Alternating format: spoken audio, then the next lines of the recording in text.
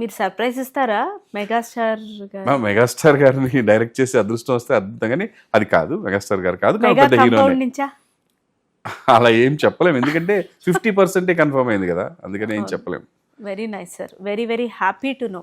అంటే ఏంటో మన ఇండస్ట్రీ అంటే మన ఫ్యామిలీ అనే అనిపిస్తుంది. అంటే నాకు కూడా అల్టిమేట్ గోల్ అదే అండి, ఇప్పటివరకు ఇన్ని చేశాం కదా, ఒక పెద్ద సినిమా సూపర్ సక్సెస్ కొట్టాలి డైరెక్టర్గా, అప్పుడే నేను సాటిస్ఫైడ్ అనేది నా ఉద్దేశం. ఇంకా వండర్ఫుల్ వండర్ఫుల్ సార్. ఇన్నేళ్ల జర్నీ మీరు అన్నారు మనం ఇద్దరం కలిసి చేసాం, నేను అప్పుడు చూశాను, వచ్చేవారు మీ పని చేసుకునేవారు వెళ్ళిపోయేవారు, సీన్ ఉన్నప్పుడు మాట్లాడేవారు, లేకపోతే అలా సరదా సరదాగా ఉండేవారు. ప్రొఫెషన్లో చాలా రాక్షసుల్లో కనపడతాను నేను అందరికీ యాక్చువల్గా.